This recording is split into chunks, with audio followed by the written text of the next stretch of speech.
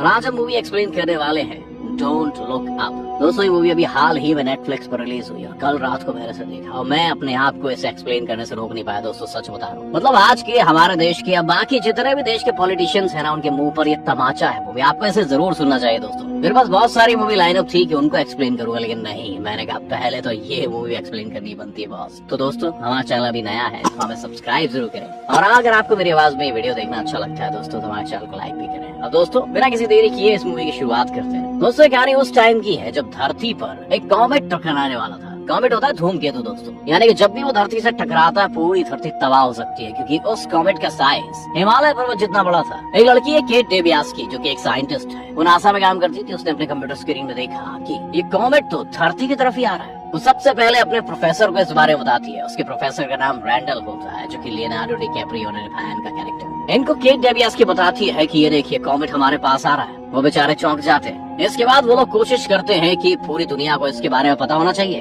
लेकिन सबसे पहले प्रोफेसर एंडी क्या करते हैं, इस बारे में पूरी रिसर्च करते हैं, पूरा कैलकुलेशंस करते हैं, मैथमेटिक्स लगाते हैं कि हम कैसे साबित करेंगे पॉलिटिशियंस के सामने कि ये कॉमेट हमारी तरफ आ रहा है। वो सबको कहते हैं कि ये तो सेलिब्रेशन का टाइम है दोस्तों, हमने कुछ खोज निकाला और सही टाइम पे तुमने इसे देख लिया, इससे हम पूरी दुनिया को तबाह होने से बचा सकते हैं। और आपको बता दूं दोस्तों, ये धूमकेतु की स्पीड बहुत ज्यादा तेज है। ये धूमकेतु इतना बड़ा है कि अगर ये पृथ्वी तक सही सलामत आ गया, अगर हमने इस पर रॉकेट नहीं दागे तो ये तो पूरी धरती का विनाश ही कर देगा। इसलिए डॉक्टर मेंडी कहते हैं कि इस बारे में किसी को पता नहीं चलना चाहिए, खबर खुफिया होनी चाहिए, नहीं तो लोगों में तांडव मच जाएगा। और वो अपनी रिसर्च को जारी रखते हैं दोस्तों। अब चूंकि ये साइंटिस्ट थे तो इन्होंने अपने कैलकुलेशंस के हिसाब से पता कर लिया कि ये जो कॉमेट है वो धरती से 6 महीने और 14 दिन बाद ही टकराएगा। इसलिए वो इस बात को क्लैरिफाई करने के लिए नासा में फोन लगाते हैं और उनकी बात होती है टेडी नाम के एक शख्स से, जो कि एक प्लैनेटरी डिफेंस कोऑर्डिनेशन ऑफिस के हेड है। और ऐसी इमरजेंसी सिचुएशंस पर नजर रखना ही, ऐसे डिजास्टर्स पर नजर रखना ही इनका काम है दोस्तों। इसलिए जैसे उनको वो फोन करता है रैंडी, वो तुरंत एक्शन में आ जाते हैं। और नासा वाले भी ये देख के चौंक जाते हैं। वो रैंडी से कहते हैं कि जी हाँ तुम बिल्कुल सही कह रहे हो, हमें इस बारे में जल्दी राष्ट्रपति से मिलकर कुछ न कुछ समाधान निकालना चाहिए। टेडी मिंडी और केट से कहता है कि तुम एक काम करो, तुम जल्दी से जिस शहर में मैं हूँ वहाँ पर आ जाओ, हमें जल्दी व्हाइट हाउस जाना है। इसीलिए वो लोग प्लेन में इमरजेंसी में रातों रात व्हाइट हाउस पहुँच जाते हैं। व्हाइट हाउस का माहौल तो बिल्कुल ही चकाचौंध भरा है। उनसे वेट करवाया जाता है, सब लोग उन्हें इग्नोर कर रहे हैं। यानी कि मतलब प्रेसिडेंट को ये खबर पहुंचा दी गई है कि वो लोग एक इमरजेंसी वाले कॉमेट जो कि धरती की तरफ बढ़ रहा है उसके बारे में खबर लेके आया। उसके बावजूद भी प्रेसिडेंट उन्हें इग्नोर कर देती है। ये बस वेट पे वेट किए जा रहे हैं। बहुत सारा टाइम बीत जाता है। तभी यहाँ पे एक जनरल आता है। जनरल सबको पानी देते हैं और कुछ स्नैक्स देते हैं खाने के लिए। और वो कहते हैं कि 10-10 डॉलर क्या है ये। कहते हैं व्हाइट हाउस में सब कुछ पैसे में मिलता है भाई साहब, पहले बता दूं। इन लोगों को क्या पता था, पहली बार बेचारे व्हाइट हाउस आए थे तो 10-10 डॉलर जनरल साहब को दे देते हैं। थोड़ी देर बाद जनरल यहाँ से चले जाते हैं। अब थोड़ी देर बाद केट को प्यास लगती है तो फ्रिज में से पानी निकालने के लिए चली जाती है। और वो वहाँ बैठी एक लेडीज पूछती है कि इस बॉटल के कितने रुपए हुए मैडम। तो मैडम बताती है यहाँ पर तो हर चीज फ्री है, व्हाइट हाउस में कुछ भी पेड नहीं है। केट की खोपड़ी खोपचे में खलबली मच जाती। कहता है कि वो जनरल इतनी बड़ी पोस्ट का आदमी मेरे को 10-10 डॉलर बेच गया, हद हो गई यार। वहाँ करके मिंडी और टेडी को भी बताती है इतना बड़ा जनरल है, कंट्री की इतनी बड़ी जिम्मेदारी और 10-10 डॉलर की चिंदी चोरी कर रहा, बताओ यार। अब ये चीज दोस्तों यहाँ की मेंटालिटी बन जाती है। अब दोस्तों आखिरकार यहाँ पर हमें प्रेसिडेंट को दिखाया जाता है, जो कि बहुत ही मोहतरमा चकाचौंध भरी है। और उन्होंने अपने बेटे को ही अपना सेक्रेटरी बना रखा है। इनसे कहा जाता है कि तुम्हारे पास बस 20 मिनट का टाइम है, जो भी एक्सप्लेन करना है जल्दी फटाफट से कर दो। अब प्रोफेसर एंडी अपनी बातें बताना शुरू कर देते हैं। अब प्रोफेसर एंडी क्या करते हैं ना, बिल्कुल साइंटिफिक तरीके से अपनी बातें बताते हैं। एक एक कैलकुलेशन, इतने इंच से एक कॉमेट यहाँ पर, उनके यार खोपड़े के ऊपर से निकल जाती है बात राष्ट्रपति की। वो तो नेता नगरी वाले लोग उन्हें कहा इतनी साइंस आई। तब केट उसकी बात को बीच में टोक के बताती है क्योंकि थोड़ी इंसान भी थी साइंटिस्ट होने के अलावा। साइंटिस्ट भी इंसान ही होते दोस्तों, नो ऑफेंस, लेकिन एक डेडिकेटेड साइंटिस्ट था वो। इसलिए वो बाहरी दुनिया से कम्युनिकेशन कैसे करते हैं उससे मतलब थोड़ा कम जानकार था। तो केट बताती है कि सिंपली मैं कहना चाहती हूँ मैडम आपसे कि एक कॉमेट धरती से जल्दी टकराने वाला है 6 महीने 14 दिन में, और एक बार अगर वो धरती से टकरा गया तो पूरी धरती तबाह हो जाएगी। ये सब सुनने के बाद प्रेसिडेंट हंसने लग जाती है। कहती है हाँ कितने % चांस है उसके। मिंडी कहता है कि 100% चांस है, बता रहा हूँ। प्रेसिडेंट का मजाक उड़ाने लगते हैं। कहते हैं ऐसा थोड़ी होता, 100%। ऐसे कैसे धरती नष्ट हो जाएगी, तुम लोग रिसर्च ही बेकार, हटाओ यहाँ से। अरे तुम्हारे अलावा और कौन को नहीं बात मानता, तुम्हें एक दिग्गज हो गया। वो कहता है कि हमने नासा से भी बात कर ली है। तो प्रेसिडेंट कहता है कि ठीक है हम एक बार और बात करेंगे नासा से। केट गुस्सा हो जाती है, कहती है आप बात की गहराई समझेगा नहीं, पूरी दुनिया खतरे में है। प्रेसिडेंट कहती है अभी हम कुछ नहीं कर सकते हैं, सिगरेट का टाइम हो गया है। अगर हमने कुछ भी किया तो इलेक्शन में भैया भारी नुकसान उठाना पड़ जाएगा, लोग घबरा जाएंगे, वो भूल ही जाएंगे कि वोट हमको करना, इतना बहका इतना पैसा खर्च किया। इसलिए हम चाहते हैं तुम लोग कुछ मत करो, बस हाथ पे हाथ धरे बैठे रहो, हम तो बताएंगे कि कब क्या करना है, बस क्या इसके खिलाफ एक्शन लेना सब हम बताएंगे। ये लोग गुस्सा हो गया से चले जाते हैं। प्रोफेसर मिंटी कहते हैं कि यार हमें एक काम करना चाहिए, मीडिया के पास जाना चाहिए, राष्ट्रपति ने तो कुछ किया नहीं यार। मैंने उनसे पहले बात कर ली, क्या बोलते हो, तो वो लोग मीडिया वालों के पास जाते हैं। अब मिंटी और केट न्यूज चैनल वालों के पास पहुंच जाते हैं, और जब ये लोग उन्हें बातें बताते हैं तो वो भी इनकी बातों को सीरियसली नहीं लेते। लोग कहते हैं कि तुम्हें बातें तो पता नहीं, लेकिन थोड़े डिफरेंट तरीके से बता रही है, बोर नहीं करना चाहिए तुम्हें, लोगों को मजा आना चाहिए तुम्हारी बात सुन के, लोगों को बिल्कुल डर नहीं लगना चाहिए, नहीं हमारी टीआरपी गिर जाएगी। उनकी बात सुनने की ये दोनों हक्का बक्का हो जाती है। क्या भाई ये लोग भी यार हमारी बात को सीरियसली नहीं ले रहे? वो कहते हैं देखो हेलो, हम बोल रहे हैं हम साइंटिस्ट हैं, अप्रूव साइंटिस्ट, ये पूरी दुनिया खत्म होने वाली है, तुम लोग टीआरपी खेल रहे हो। यार कहते हैं तो पता ही नहीं, तुम कभी टीवी चैनल पे नहीं आए, तुम्हें मीडिया ट्रेनिंग की जरूरत है, पहले हम तुम्हें ट्रेनिंग देंगे, उसके बाद हम तुम्हें लाइव भेजेंगे। सारी चीजों को देखने के बाद केट और मिंडी को बहुत गुस्सा आ जाता है। इसी टाइम पे केट का बॉयफ्रेंड उससे मिलने आ जाता है। जब केट उससे वो सारी बात बताती है ना, तो काफी परेशान हो जाता है। इसी टाइम मिंडी अपने परिवार वालों से बात करता है। मिंडी के फैमिली में कौन है? उसकी एक पत्नी है, उसके 2 बच्चे हैं जो कि बड़े हैं। मिंडी अपनी फैमिली को कुछ नहीं बताता है, वो सोचता है कॉन्फिडेंशियल रखना चाहिए भाई। इनकी मीडिया ट्रेनिंग चलती रहती है। बहरहाल अब बहुत दिनों बाद इनको टीवी पर लाइव आने का मौका मिलता है भैया, लेकिन लाइव जाने से पहले मिंडी को बहुत ज्यादा स्ट्रेस हो गया था। वो पब्लिक गैदरिंग में कहा, वो तो अकेला साइंटिस्ट था यार, वो स्ट्रेस वाली दवाई खाता है और फिर लाइव डिबेट में आ जाता है। यहाँ पर 2 रिपोर्टर दिखाए जाते हैं, ब्री एंड जैक। मिंडी पूरा एक्सप्लेन करके चीजों को बता रहा होता है, पूरी साइंटिफिक थियरी जो भी होती है वो उसे शेयर करने लगता है उन लोगों के साथ। वो बताता है कि कैसे 6 महीने बाद पूरी धरती नष्ट हो जाएगी। लेकिन 2 रिपोर्टर तो भैया टटपूजिए थे, वो तो हंसने लग जाते, वो उनको सीरियस ही नहीं होने देते, हर बात का मजाक उड़ाते जा रहे थे। लोगों को भी समझ में नहीं आता कि हो क्या रहा है भैया। इस चीज को देखने के बाद केट गुस्सा आ जाता है भैया। वो सबको कहती है कि तुम लोगों को समझ में नहीं आ रहा, मजाक लग रहा है तुम्हें, 6 महीने में पूरी धरती निपटने वाली है, सारे इंसान मरने वाले, तो अभी भी ऐसे घुमाए जा रहे हो। सब लोगों से चिल्ला के कहती है कि इंसान मरने वाले हैं। ये कहने के बाद रोती हुई यहाँ चली जाती है। लेकिन वो जो रिपोर्टर होते हैं उसका माहौल बनाने लगते हैं। डॉक्टर मिंडी सोचता है कि आराम से मुझे सबको समझाना चाहिए। सारे लोग मिंडी की तारीफ करने लग जाते हैं, लेकिन भैया केट पर इतना गुस्सा होता है कि केट को लोग पागल समझने लगते हैं और उस पर पूरी कंट्री में मीम बनने लग जाते हैं। लोग कह रहे हैं तो पगला गई है। तभी यहाँ पे नासा के हेड की फिर से रिपोर्ट आ जाती है दोस्तों, और इस बात को नकार देते हैं। और इस चीज को देखने के बाद भैया मिंडी गुस्सा हो जाता है। कहते तुम्हें पता है कि वो औरत आखिर है कौन? एस्ट्रोनॉमी डिपार्टमेंट से तो भैया उसका दूर का नाता नहीं, आपको बता दूं। वो एनेस्थीसियोलॉजिस्ट है, इसलिए कुछ भी बकवास करे जा रही है और सब लोग मान रहे हैं। यहाँ पे भैया प्योर पॉलिटिक्स चल रही है। इतना कहने के बाद मिंडी पे अपने घर चला जाता है, केट भी अपने घर चली जाती है। टाइम ऐसे ही बीतता जाता है। तभी इन्हें पता चलता है कि प्रेसिडेंट क्या, वो लेडी, उसका एक स्कैंडल लीक हो गया है। मतलब हर जगह प्रेसिडेंट के चर्चे हो रहे हैं, प्रेसिडेंट के अंदर कितनी हवस भरी पड़ी, सब बातें घूम रही हैं। तभी एफबीआई वाले मुंडी के घर पे पहुंच जाते हैं और वो जल्दी केट को भी पकड़ लेते हैं, उसके साथ साथ वो टेडी को भी पकड़ लेते हैं। जल्दी से इन सभी को प्रेसिडेंट के सामने पेश कर दिया जाता है। प्रेसिडेंट से कहती है कि हमने तुम्हें बताया था ना कि किसी के सामने बाहर मत गाइयो, लेकिन हाँ तुम्हें ये बताने के लिए मैंने यहाँ पे बुलाया है कि हम भी सच्चाई जान चुके हैं कि धूमकेतु यानी कि कॉमेट 6 महीने बाद धरती से टकराने वाला है। इसीलिए वही निपटने के लिए रास्ता हमने निकाल लिया है। हमारे साथ नासा के हेड भी है, जिन्होंने पहले बयान दिया था कि कॉमेट है ही नहीं, तो उन्होंने ये ऐलान किया है कि भैया मैं अपनी पोस्ट से रिजाइन करूंगी। ये सब बातें सुनने के बाद केट बेचारी गुस्सा आ जाती है, कहती है कि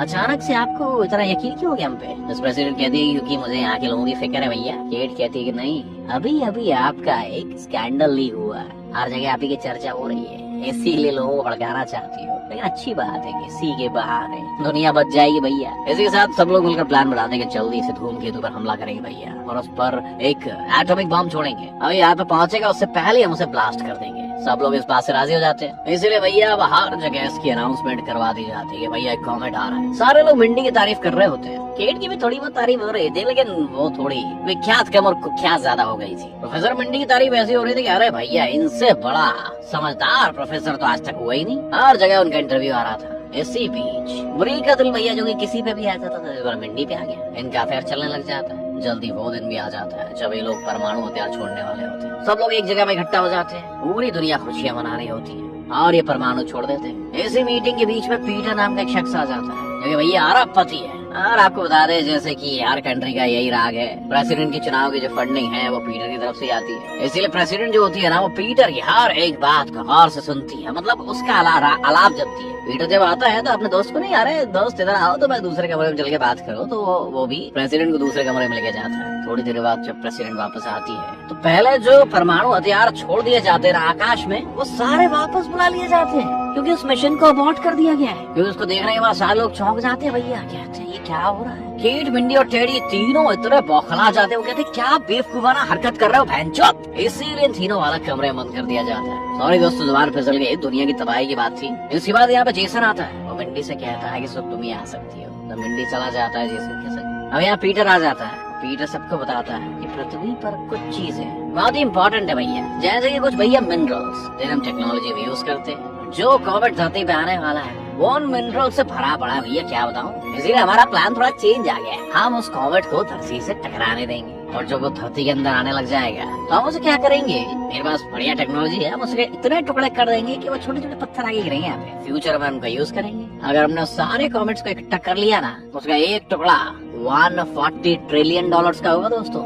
इससे बहुत सारी चीजें बदल जाएंगी। चीजों सुनने के बाद अरे मिंडी का दिमाग हो जाता हाइपर। वो कहता है कि हम लोग जिंदा ही कहाँ बचेंगे ये सब करने के लिए, पैसों का घंटा चार डालोगे। सब लोग मिंडी पे गुस्सा आ जाते हैं, भाई ये कहाँ से आ गया पढ़ा लिखा साइंटिस्ट। पीटर कहता है कि टेक्नोलॉजी ना जिन जिन लोगों ने बनाई है ना वो सारे लोग ऐसे ही नहीं है, नोबेल प्राइज विनर है। उनसे ज्यादा हम समझदार थोड़ी है। हमारा भविष्य बढ़िया है तो मैं, तुम चुप रहो। सारी बातें सुनने के बाद मिंडी चला जाता है। अब तो आपको मालूम चला ही होगा कि वो कहाँ जाएगा, केट और डैडी से मिलने। उनसे मिलके वो सारी बातें उनको बताता है। ये सब सुनने के बाद वो पगला जाते हैं, वो आपस में जोर जोर से बातें करने लग जाते हैं। तभी एक आदमी वहाँ पर आ जाता है। वो कहता है अरे यार मैंने तुम्हें टीवी पे देखा है, हमें इस बारे में बताओ यार, क्या बात कर रहे हो तुम लोग ये धूमकेतु के बारे में। केट फिर से गुस्सा हो जाती है। वो कहती है कि वो तुम्हारी राष्ट्रपति 2 पैसे की, वो इतनी बेवकूफ है बदअकल, वो पृथ्वी से उस कॉमेट को टकराने दे रही है ताकि कुछ बेवकूफ अमीर लोग और ज्यादा अमीर हो जाए। मेरा बात है वो सुनने के बाद सब लोग भैया टेंशन में आ जाते हैं, वो तोड़फोड़ मचाने लग जाते हैं, पैनिक करने लग जाते हैं। जल्दी बात फैल जाती है और जैसा कि आप जानते हो सच बोलने की सजा क्या होती है। सिर्फ हमारी कंट्री में नहीं दोस्तों, पूरी दुनिया भर आग लगभग एक ही जैसा है। पुलिस केट को पकड़ के ले जाती है। उसे 2 ऑफर दिए जाते हैं, या तो भैया हमेशा के लिए हम तुम्हें जेल में डाल दें, या तो मैं पेपर पे साइन कर दो,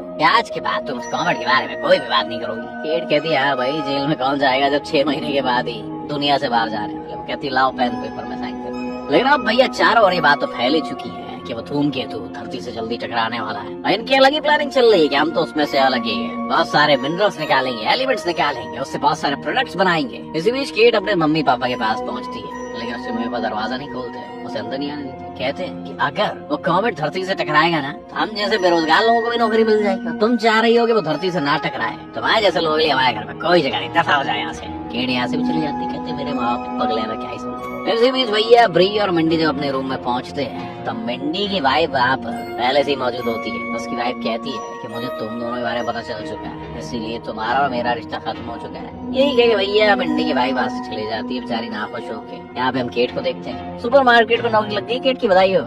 सुपरमार्केट में दोस्तों एक बंदा आता है, वो केट को पहले से पहचानता था, उसने टीवी पे देखा था। उससे कहता कह रहे यार तुम वो टीवी वाली हो ना। वो कहता यार तुम्हें सही बताऊं ना, सब तुम्हारा मीम बना रहे थे, लेकिन मुझे तुम बहुत पसंद हो, तुम एक बहुत ही ब्रेव गर्ल हो, तुमने न्यूज चैनल में सरकार की बैंड बजा दिया है। केट को लगता है मजाक कर रहा है, मजे ले रहा है। यूल कहता है नहीं सचमुच दिल से बोल रहा हूँ। इतना कहने के बाद वो कहता है मैंने बहुत सारी शराब की बोतलें चुराई है, हम मैंने यहाँ से लेकर जा रहा हूँ क्योंकि हमारे पास क्या है पैसे नहीं है। तो तुम चाहो तो एक काम करो, पुलिस वालों को कॉल कर दो। केट कहती है कोई जरूरत नहीं है, तुम लोग एक काम करो, निकल जाओ, भाग जाओ यहाँ से। इस बात को सुनने के बाद यूल केट को इनवाइट करता है। वो बताता है कि रात में वो लोग क्या पे पार्टी करने वाले हैं। तभी हम मिंडी को देखते हैं, जब भैया पीटर के चपरासी बन गए थे, मजाक कर रहा हूँ। वो मुआयना करने के लिए वहाँ पे चला जाता है। वो वहाँ पर पीटर के बड़े दिग्गज इक्विपमेंट्स को देखता है, उससे इनके इक्विपमेंट पर शक होने लगता है। मिंडी कहीं ना कहीं समझ जाता है भैया इनका प्लान तो फेल ही होने वाला है, पूरी धरती का नष्ट होना बिल्कुल लगभग तय लग रहा था उसे। इसलिए पीटर से कहता है तुम्हारा इक्विपमेंट है तो अकॉर्डिंग है, बता दो। पीटर भड़क जाता है। पीटर कहता है तुम्हें 2 मिनट में गायब करवा दूंगा, तेरे जैसे साइंटिस्ट बहुत आए बहुत गए। मिंडी चुप हो जाता है बेचारा, मिंडी तो बेचारा डरपोक है ना। तभी यूल और उसकी गैंग पार्टी कर रही है, केट भी वहाँ पे आके बेर छाट रही है। बातों में यूल क्या करता है,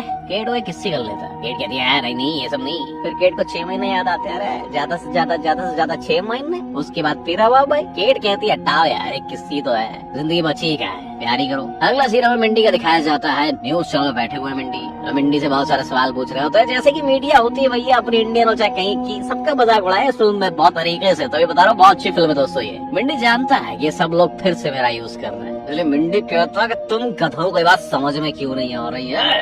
कहता है सब लोग आंखें खोलो, सब मरने वाले हैं। सरकार तो भैया मजाक ही बनाई पड़ी है, जान का सौदा कर रही है हमारी सरकार, दुनिया खत्म होने वाली है, अगर हमने कुछ नहीं किया ना तुम बहुत जल्दी मर जाएंगे। हम मिंडी ने जैसे ये कहा तो सीधी बात है, उसको तो जेल हो रही थी, सच बोलने का उसको भी खामियाजा भुगतना नहीं था, उसे भी हिदायत दी जाती है भैया। मिंडी कहता है मुझे कोई फर्क नहीं पड़ता, ज्यादा 6 महीने, उसके बाद फिर हवा भाई। अब यूल और केट तो भैया इंटीमेट हो जाते हैं, केट को यूल से प्यार भी हो जाता है। तभी केट तो भैया साइंटिस्ट थी, उसे तो हर चीज में साइंस ही नजर आएगी। तभी वो आसमान की तरफ देखती है और एकदम से चिल्लाती है। वो कहती है कि ये क्या है, ये तारा तो नहीं है, ये तो वही कॉमेट है जो कि अब दिखने लगा था। मिंडी रास्ते में घर जा रहा होता है, वो भी रास्ते में कार रोककर उस कॉमेट को पहचान लेता है। और वो आसपास खड़े लोगों से कहता है, देख रहे हो वो रहा ऊपर, अब तो भरोसा है ना, जस्ट लुक अप। वो आसपास के सब लोगों से कहता, देखो भैया अब निपटने का टाइम आ गया है, मेरी बात तो मान नहीं रहे थे पहले, सरकार भैया वहाँ मजाक बनाया पड़ी है, अभी भी वो लोग इस चीज को लेकर कुछ नहीं कर रहे हैं। अब सच्चाई सामने है भैया, ज्यादा तहकीकात मत करो, सिर्फ ऊपर देखो। मिंडिकेट को फोन करता है, कहता है कि एक काम करो, जल्दी से तुम मेरे पास आ जाओ। तो पूरी दुनिया दोस्तों दो हिस्सों में बढ़ जाती है। कुछ लोग मिंडी और कीट के संग हो जाते हैं, वो सरकार के खिलाफ आवाज उठा रहे होते हैं। मिंडी और कीट क्या करते हैं, एक वीडियो बना के पोस्ट कर देते हैं। एक तरफ सरकार होती है, बहुत सारे लोगों से कहती है शांत रहो, चिल करो, कहते हैं हम पे विश्वास करो भैया, तुम आसमान की तरफ मत देखें, जो कि इस मूवी का नाम है डोंट लुक अप। बड़ी इंटरेस्टिंग बात कहती है, वो लोगों से कहती है कि वो लोग चाहते हैं कि आप ऊपर देखें, क्योंकि वो समझते हैं कि वो आपसे ऊपर है और आप उन्हें देखें। कितनी बेवकूफाना बात है। लेकिन दोस्तों सच बताओ, पॉलिटिशियन ऐसी बात कहते हैं, अरे उन्हें मान लेते हैं। ये चीजें ऐसी चलती रहती है दोस्तों। तभी केट मिलती है मैंडी से, वहाँ पे टेडी भी होता है और वो बताता है कि थोड़ी देर पहले अमेरिका ने चाइना, इंडिया और रशिया को इस प्रोग्राम से बिल्कुल अलग कर दिया है। उन्होंने कहा है कि वो उस एलिमेंट से उन्हें कुछ भी नहीं देंगे, और इस चीज से वो तीनों देश बिल्कुल बौखला गए, कह रहे हमें उस एलिमेंट से कुछ न कुछ चाहिए, मिनरल वगैरह कुछ मिलेगा। और अब बहुत सी कंट्रीज ने उस कॉमेट को तोड़ने की बहुत कोशिश की, लेकिन उनकी लाख कोशिशों के बाद भी कॉमेट का कुछ नहीं हुआ, उनका मिशन फेल हो गया। इसी चीज को देखने के बाद अब इस बात का अंदाजा लगा सकते हैं दोस्तों कि हमारा क्या आशन होने वाला है। अब यूएस भी कोशिश कर लेगी ना, तो भी ये मिशन में आपको बता दूं फेल ही होने वाला है। ये सुनने के बाद मिंडी तो बहुत ज्यादा निराश हो जाता है, उम्मीद छोड़ देता है। मिंडी कीट और यूल से कहता है कि तुम भी मेरे घर चलो। मिंडी अपने घर की तरफ निकल जाता है। तब रास्ते में यूल कहता है, देख मेरे को तुझसे प्यार हो गया, तू मेरी गर्लफ्रेंड बनेगी, मरने से पहले तेरे से शादी करना चाहता हूँ यार। ये सुनने के बाद कीट बहुत ज्यादा खुश हो जाती है। कीट कहती है बहुत टाइम बाद मैंने कुछ बढ़िया सुनाया। मिंडी कहता है चलो कुछ तो अच्छा हो रहा है। इसी के बाद वो लोग घर की तरफ रवाना हो लेते हैं। इसी के बाद हम प्रेसिडेंट को देखते हैं, वो लोग भी भैया पीटर के संग मिलकर अपने मिशन की शुरुआत कर रहे होते हैं। बहुत जल्दी मिसाइल लॉन्च हो जाती है भैया पीटर वाली। यहाँ पे प्रोफेसर मिंडी अपने घर पहुँचता है, अपनी वाइफ को देखता है और वो कहता है मुझे माफ कर दो। मिंडी के बच्चे मिंडी को देखने के बाद बड़े खुश होते हैं। इस बात को देख के मिंडी समझ जाता है कि उसकी पत्नी ने अपने बच्चों को कुछ भी नहीं बताया, इसलिए वो आज भी मिंडी का वेट कर रहे थे। उसकी वाइफ भी मिंडी को माफ कर देती है और मिंडी से कहता है कि मैं हमेशा के लिए तुम्हारे साथ ही रहूंगा। मिंडी वाइफ से बताती है मैं भी तुम्हारे साथ ही रहूंगी, क्योंकि शादी से पहले मैंने भी एक बार एक लौंडे के संग, समझ गया। थोड़ी देर अपनी बीवी वाले देखता है, फिर कहता है चलो मामला न्यूट्रल हो गया। दूसरी तरफ दोस्तों प्रेसिडेंट और पीटर को दिखाया जाता है, इनके पास सारे लेटेस्ट टेक्नोलॉजी वाले यंत्र आसमान में पहुंच चुके हैं उस कॉमेट को ध्वस्त करने के लिए, और वो उस कॉमेट को तोड़ने की कोशिश कर रहे हैं। लेकिन एक एक करके उन्होंने 24 जो रॉकेट भेजे थे उनमें से 6 तो पहले ही निपट गए। इनकी परेशानियां बढ़ रही थी और जो उस पर थे वो आपस में भिड़ के टूट गए या फिर उस कॉमेट को तोड़ने में नाकामयाब हो गए।